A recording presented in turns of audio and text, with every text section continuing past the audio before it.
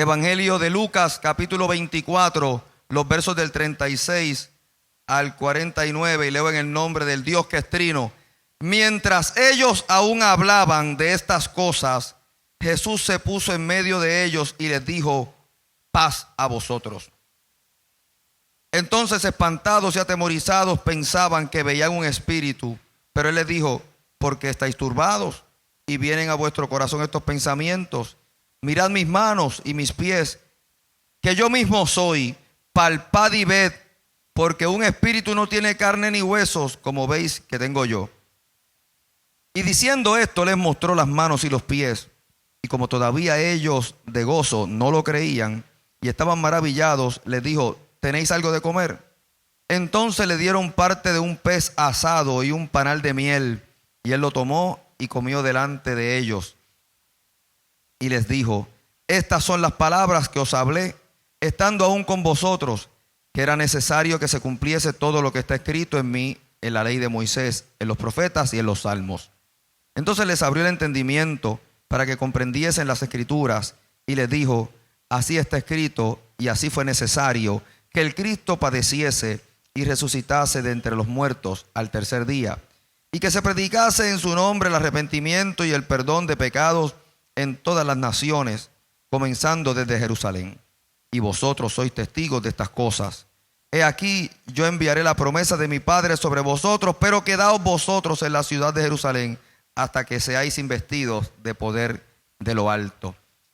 Señor, tú que eres el Verbo encarnado, por medio de tu Espíritu Santo, encarna esa palabra en nosotros para que se cumpla, para que nos transforme y para que sea de bendición con todo y con todas las que le podamos compartir.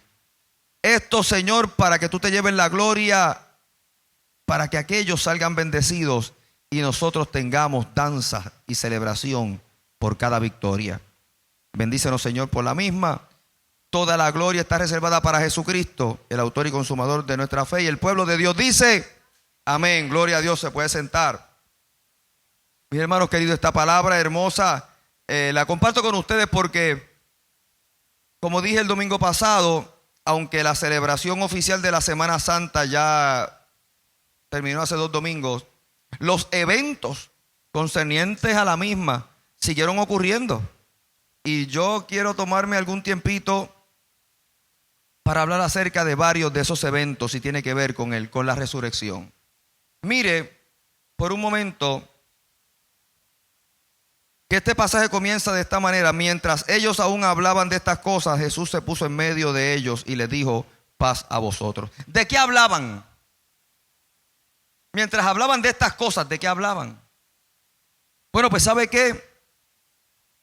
Ante la muerte del Señor, ante la crucifixión del Señor, aquellos quienes todavía estaban escondidos, quizás atemorizados porque no le fuera a ellos ocurrir la misma suerte que a su Señor, decidieron refugiarse, no darse a salir mucho, no sea que fuesen señalados, y seguramente las conversaciones tenían que ver con la muerte.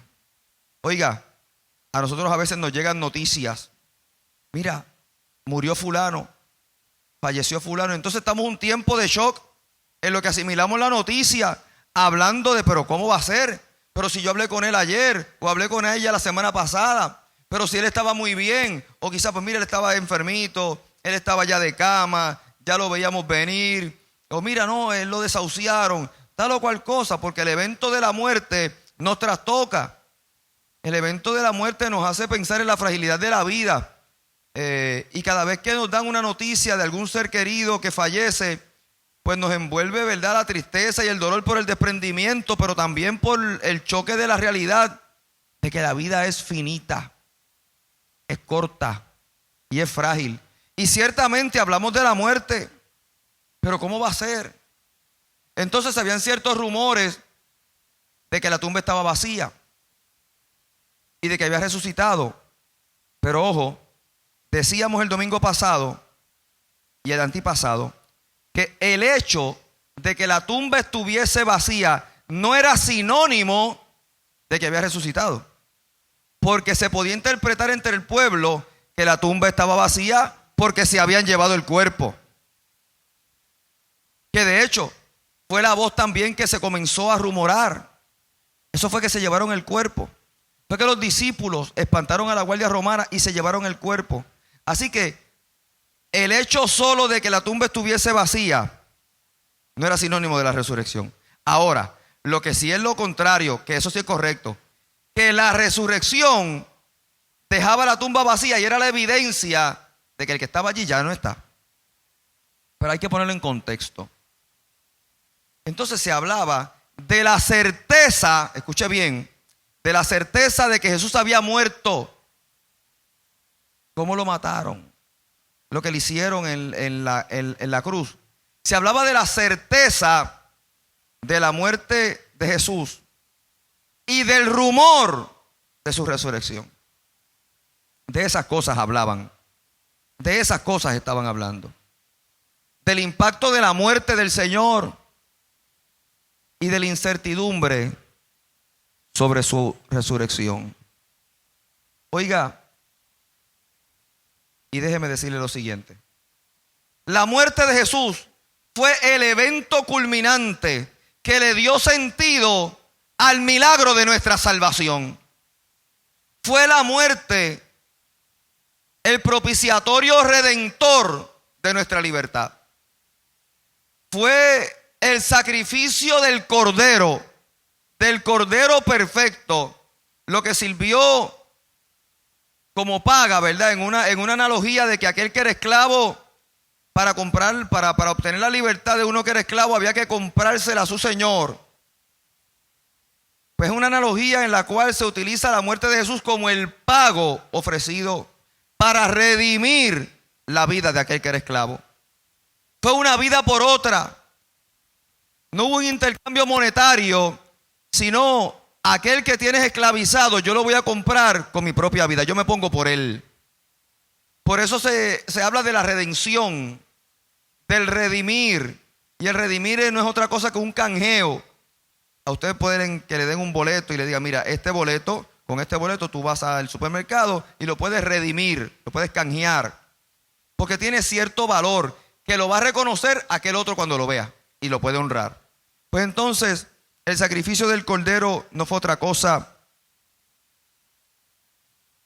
que el propiciatorio de Dios para redimirlo por nosotros, por nuestra vida, y que tuviésemos vida plena y abundante en Cristo Jesús, para que nuestra deuda fuera salda, para que nuestro pecado fuera anulado, para que nuestro delito fuera juzgado, condenado, pero también perdonado, y se conmutara la sentencia.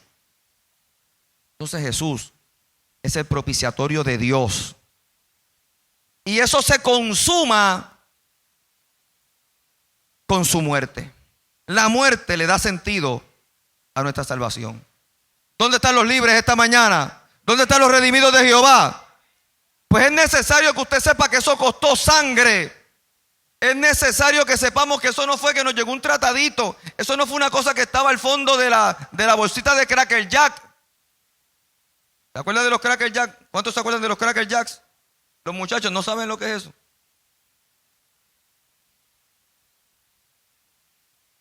Hay una generación que no saben son los Cracker Jacks. Los Cracker Jacks era una cajita que venía, que básicamente era de un popcorn dulce, que tenía almendra y caramelo. Pero lo interesante no era eso.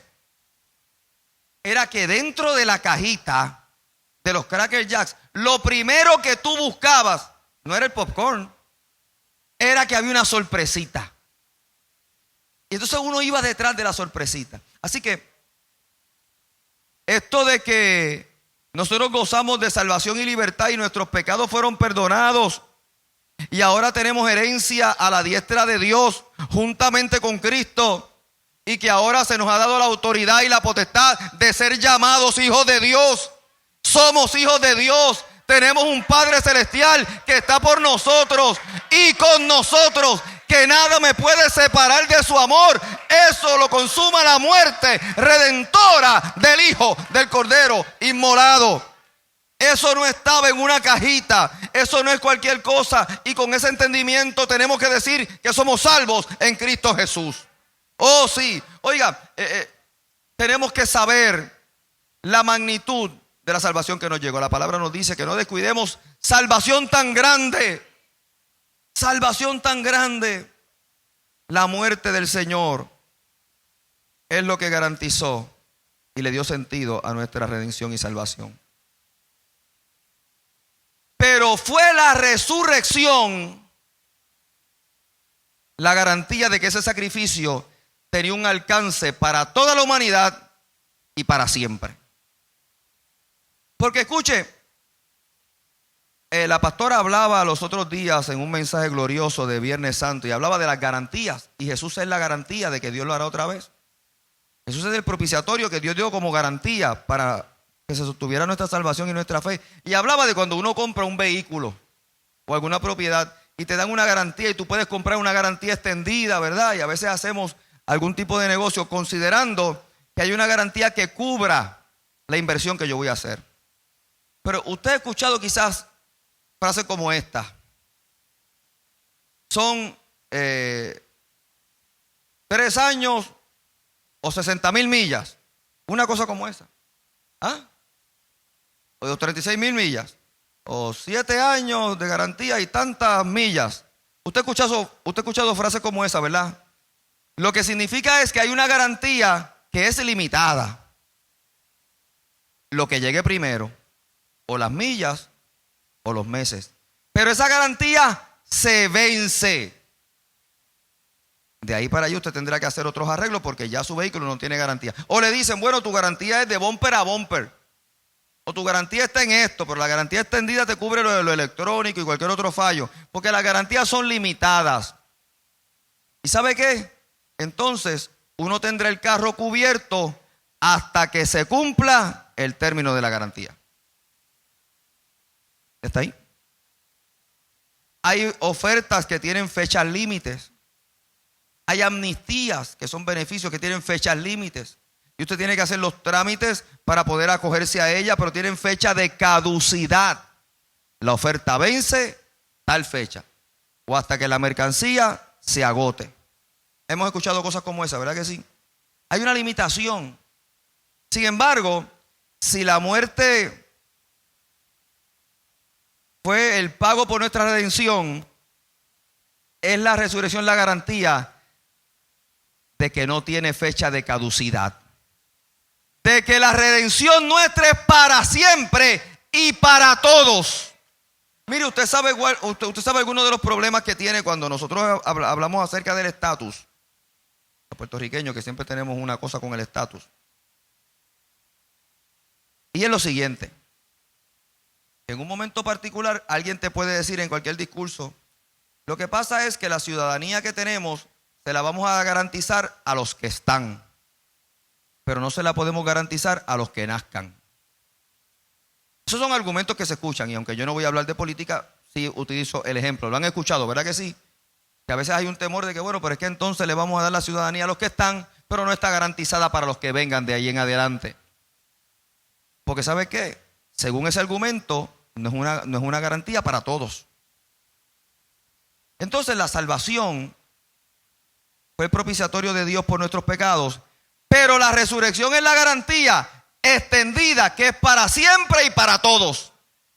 Y aunque mientras haya un ser humano en el planeta, le sobrecoge esta garantía del propiciatorio de Dios que se derramó en la cruz del Calvario por medio de la sangre de Jesucristo, de que hay salvación y redención.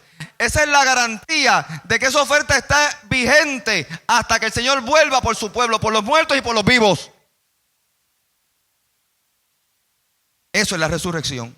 Entonces la resurrección dio esperanza de que estamos a tiempo, de que no se agota su misericordia, de que su amor no se agota, de que podemos todavía abrazar la cruz del Calvario y que nuestra vida puede ser transformada.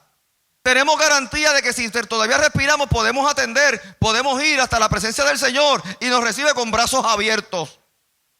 Eso lo provoca la resurrección, pero también la resurrección fue el evento que impulsó el cristianismo y que lo llevó por todo el mundo. porque la resurrección es la buena nueva de que la muerte no fue el fin. Y había que compartirla. La noticia de la muerte te llegó, pero ahora había que anunciar la resurrección para que otros la escuchen también. Y déjeme decirle una cosa. Ellos estaban todavía hablando de estas cosas. Murió el Señor, ¿qué vamos a hacer ahora? Yo dejé el bote, yo dejé la pesca, yo me vine a seguir a este hombre. Las mujeres que estaban con él, yo decía ayer en una actividad de mujeres hermosas, que allá presidió nuestra hermana María Teresa, que es presidenta del Distrito 3 de las Mujeres Bautistas de Puerto Rico. Una actividad muy linda. Y yo decía que ustedes no se pueden imaginar el Evangelio de Jesús sin la intervención de las mujeres. Y decía que para un hombre era relativamente más fácil dejar sus quehaceres para irse a seguir a Jesús en su ministerio que para una mujer. Porque lo que nosotros vemos en la Biblia como mujeres que siguieron a Jesús es muy romántico, es muy poético. Pero en el contexto real del tiempo de Jesús, lo que se comentaba de aquellas mujeres era lo siguiente: dejaron sus quehaceres para irse detrás de un hombre, con una cuadrilla de otros hombres más, siguiendo una multitud de esas mujeres. Lo alojaban en su casa, se encargaban de levantar los fondos. Entonces decían: estas mujeres están recogiendo chavos para aquel tal parece como que vive de ellas, aquel la cautivó, ¿qué le habrá hecho? Entonces esas mujeres ya comenzaron a ser mal vistas en su contexto vital, porque se fueron detrás de uno con varios. Y cuando Cristo murió, los hombres que estaban con él dice que regresaron a Galilea, quizá pensando: dejé la barca perdida, dejé las redes, tengo que volver otra vez a pescar, o a lo que antes hacía. Pero las mujeres tenían que ir con la vergüenza de que cuando llegue al pueblo, cuando llegue a la aldea, cuando llegue a la comarca, cuando llegue a la ciudad, me van a estar señalando: pero ven acá, y tú no fuiste aquella que te fuiste detrás de aquel hombre, pero tú no fuiste la que te fuiste detrás del carpintero. ¿Y qué pasó? A ver quién te recibe ahora. ¿Usted me entiende? Porque era mal visto, no era tan sencillo. Así que aquella gente estaba todavía hablando de estas cosas. Murió el Señor, ¿qué vamos a hacer? ¿Cómo regreso a casa? ¿Cómo le doy la cara a los míos después de este fracaso? Oye, ¿sabe qué? El que tiene la mirada puesta en el Calvario y lo que allí ocurrió, lo que ve es la derrota. El que se enteró que Jesucristo murió al fin en la cruz del Calvario, lo que está viendo es el fin de algo que era bueno. Y el que tiene la vista puesta en el Calvario, lo que está viendo continuamente es muerte, destrucción, lágrimas, el fin de las cosas. Y de eso estaba hablando esta gente. Se acabó, ¿qué hacemos? ¿Cómo volvemos? ¿Quién me recibe? Y ¿sabe qué, hermano querido? En la vida podemos tener muchas derrotas, y hay gente que nos ve ir con esperanza. Yo voy tras mis sueños, pero cuando tenemos una derrota se nos es difícil regresar, con la vergüenza, con las consecuencias, con lo que no salió bien, con lo inesperado. Y tenemos aquí, ¿verdad?, en la parte de atrás de la cabeza, el sentimiento de que alguien me va a señalar y me va a decir: adiós, y tú no te fuiste. Adiós, ¿y qué pasó? Ven acá, explícame. Entonces, yo tengo una frase que es que los trofeos y las victorias son para exhibirlas, pero las derrotas son para esconderlas. A veces hacemos eso. A la gente le gusta exhibir sus victorias. Cuando los muchachos se gradúan, nosotros les sacamos fotos con todas las medallas. El muchacho es cocotado así, con las medallas así. Pero sácate esta foto, que eso es para la comarca.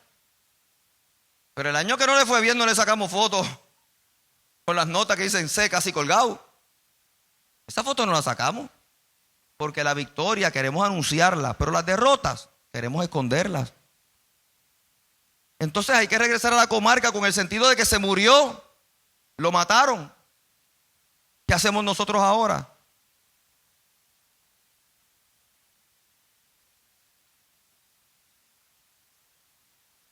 Entonces Jesús aparece. Y Jesús aparece por lo siguiente. Y yo quiero hacer algunas anotaciones sobre lo que dice de cómo Jesús aparece. Mientras ellos hablaban y la casa estaba cerrada, Jesús apareció en medio de ellos. Escuche, Jesús apareció en medio de ellos. Ellos estaban hablando de estas cosas, del fin y la destrucción y lo que pasó y la muerte. Y Jesús apareció, porque déjeme decirle una cosa. Como adelantamos ahorita, nos dan la noticia de que alguien murió y estamos hablando de la muerte de esa persona. Pero escuche bien lo que voy a decir. Que le digan a usted, mira, Junior murió y Dios lo bendiga y lo guarde. No se lo lleve todavía. Junior murió, ¿cómo va a ser? Y trae consternación y se habla del evento. Eso es una cosa. Pero decir tiempo después, Junior resucitó, eso es otra cosa.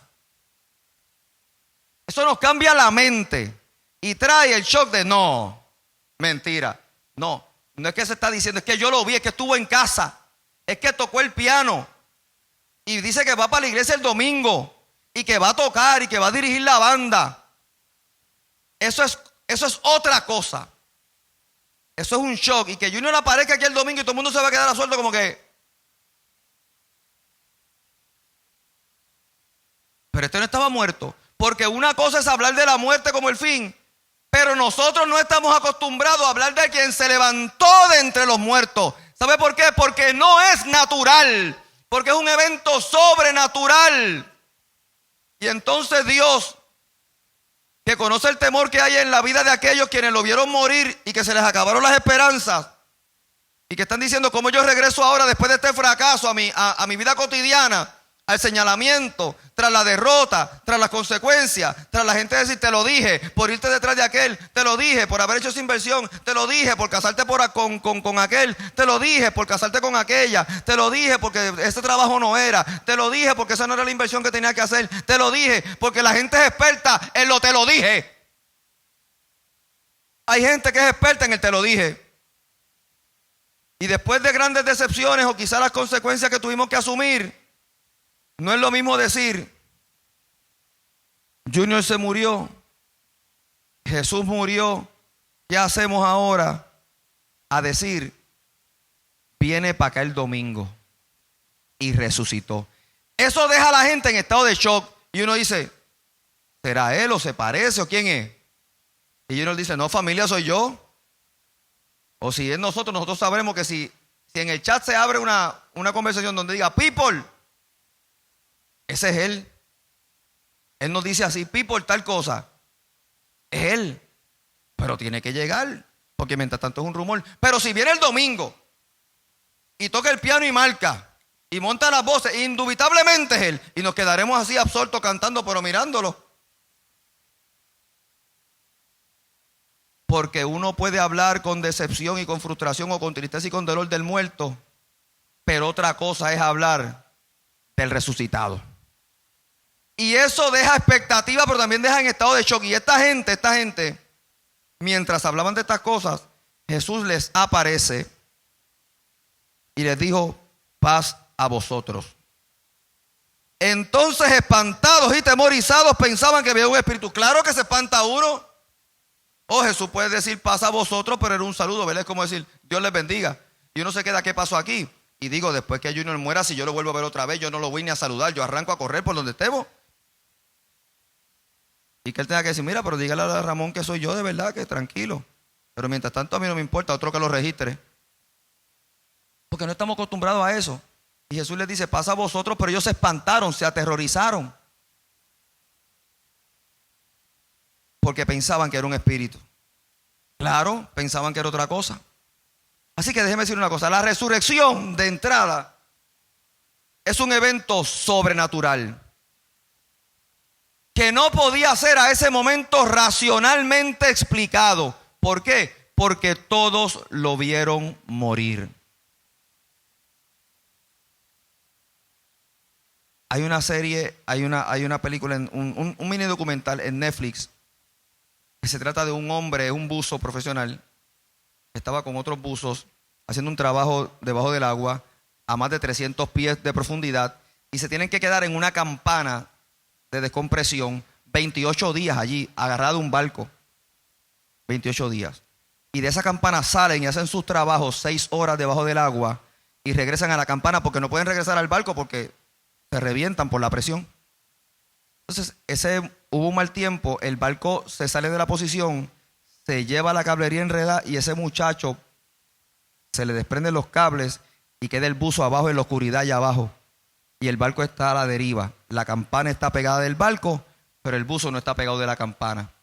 Y ellos tienen un tanque de oxígeno que les da 5 minutos de oxígeno. Ellos querían regresar en la oscuridad a ver si lo encontraban. Tardaron 37 minutos. Y cuando regresaron lo daban por muerto. A ver dónde lo encontraban, porque eso era en ese mar, en la oscuridad. Y lo encuentran. Cuando lo encuentran, está vivo. Él no recuerda muchas cosas. Él recuerda que cuando él cayó allí, él empezó a pasar un listado de su vida. Y en un momento particular se quedó en negro. Y cuando despertó ya estaba dentro de la campana porque le habían dado oxígeno boca a boca, respiración boca a boca, CPR. No se explican qué pasó, pero él tiene una teoría final. Él dice, y podríamos ir de frío porque a esas temperaturas ellos tienen una manga de agua caliente que les caliente el traje. Dice, quizás a esa temperatura tan baja, mi cuerpo estaba tan frío que mi sistema hizo shutdown y el oxígeno que yo consumía era tan mínimo que me permitió durar más de los 5 minutos. Fueron 37. Esa es su teoría, porque no se explica el resto. ¿Sabe qué? Hay parte de verdad en la teoría. Es un milagro. Si usted me pregunta a mí, yo le explico de otra manera. Es un milagro, pero él todavía lo está explicando desde la ciencia. Lo que pasa es que en la resurrección de Jesús no habían teorías plausibles, porque todo el mundo lo vio morir en la cruz con una espada en el costado, donde salió sangre y agua porque le tocaron el pulmón y el corazón, donde le quebraron las piernas para asegurarse de que estuviese muerto, le quebraron las piernas y entonces lo bajaron. Y no empecé a eso, la resurrección se dio 3 días después. Así que toda evidencia que pudiera haber o toda teoría que se pudiese articular quedaba nula por los eventos. Y Jesús llegó y se les presentó a aquellos quienes ya no tenían esperanza, porque lo último que habían visto era la cruz del Calvario. Entonces, yo tampoco voy a buscar la teoría de si Jesús estaba muerto, totalmente muerto, parcialmente muerto o no. Sí voy a afirmar que lo vieron morir, pero también lo vieron resucitar. Eso sí, eso es indubitable. Entonces los mismos que lo vieron morir, ahora él está delante de ellos pensando, esto no puede ser, tiene que ser un fantasma. Entonces mire lo que dice el evangelista. Dice, no, el Señor dice, soy yo mismo. Porque qué fantasma, qué espíritu tiene carne y hueso. Él les dice, palpad y ved. Es decir, tóquenme. Carne y hueso. ¿Qué espíritu tiene carne y hueso? La cosa es que Jesús apareció, no tocó la puerta, apareció en medio de ellos, de carne y hueso, y apareció. Oye, esto es bien tremendo porque el evangelista lo que está debatiendo aquí una teoría que se estaba dando acerca de Jesús. Que el Jesús que se estaba apareciendo era un fantasma, era un espíritu. Y el evangelista está desechando esa teoría que se estaba dando por allí, pues diciendo, no, es de carne y hueso. Está como lo conocimos.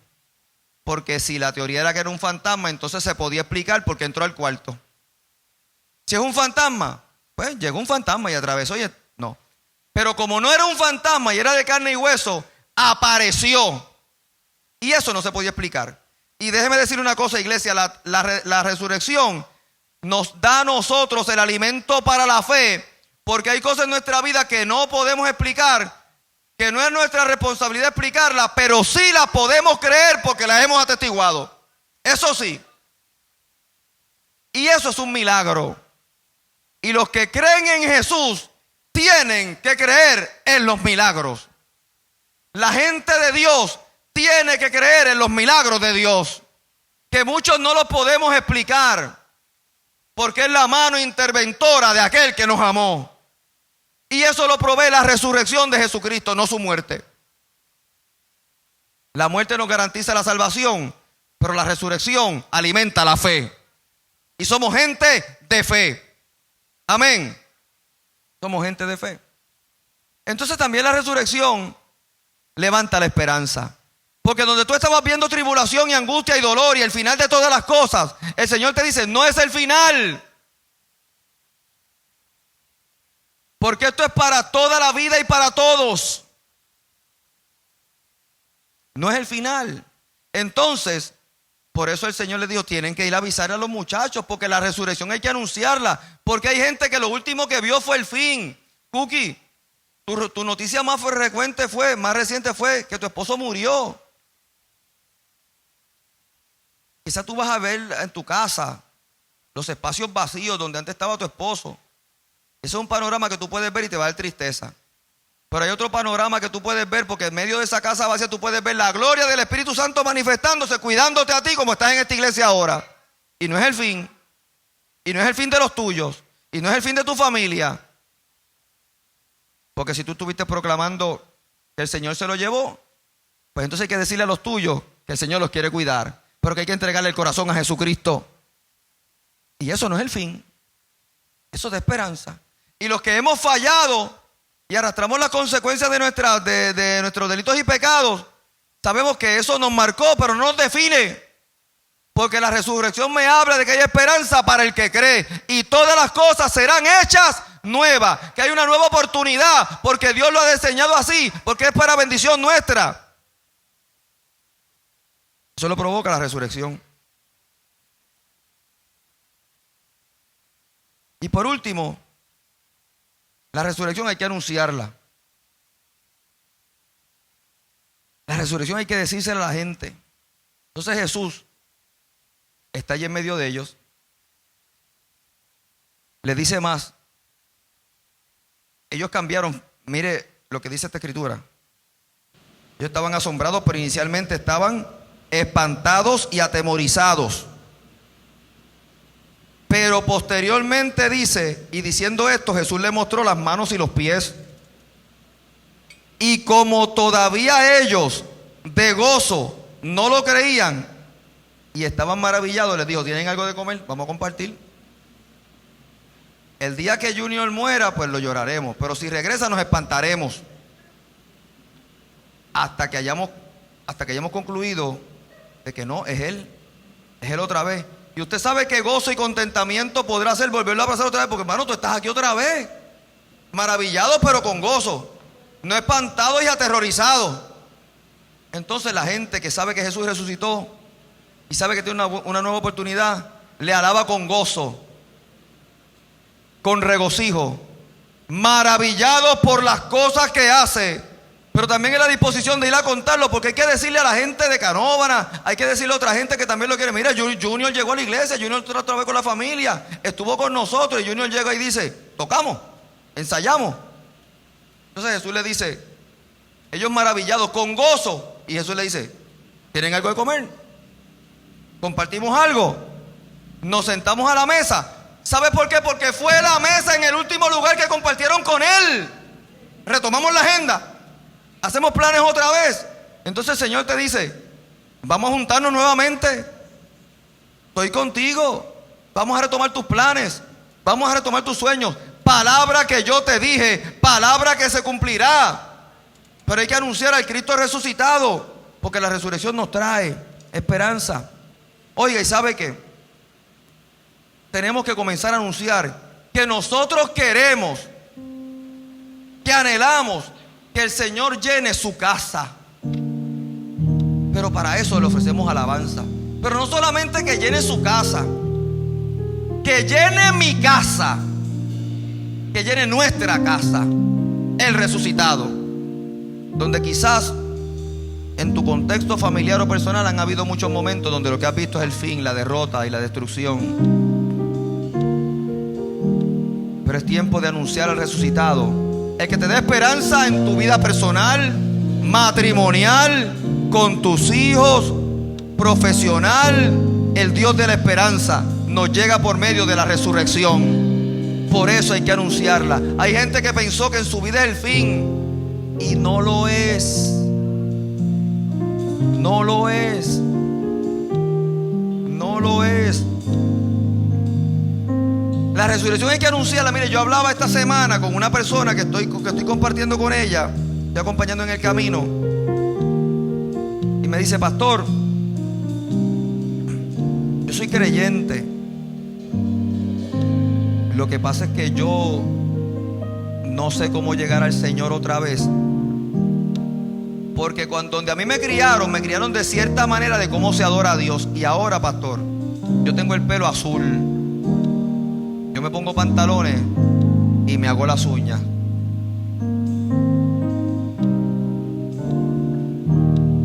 Y alguien le parece que le dijo que así no se llega al Señor. Pero ¿quién dijo? ¿Quién dijo qué? Si el Señor nos está esperando con los brazos abiertos, con el color azul del pelo, verde, rojo, amarillo, como esté, sin pelo, con mucho, con poco, con pantalones, sin nada, con todo, con uñas postizas, chilax, sin uñas, como sea, que llegue un hijo de la casa. Y yo le decía: si la niña que tú tienes se va de tu casa, por la razón que sea, ¿te gustaría que regresara?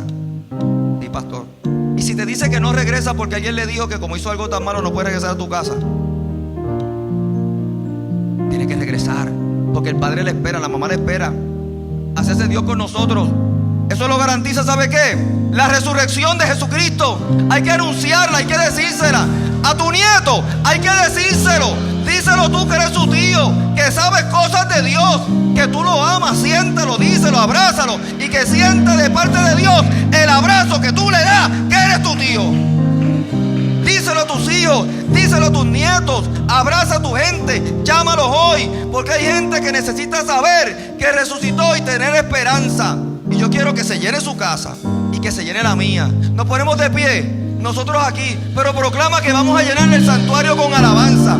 Que se llene tu casa esta mañana, como se llena este santuario. Y le vamos a decir al Señor: mira, avívanos, avívanos, avívanos y llena esta casa. Venga, iglesia, vamos a levantar nuestra voz. Vamos, vamos, vamos, vamos.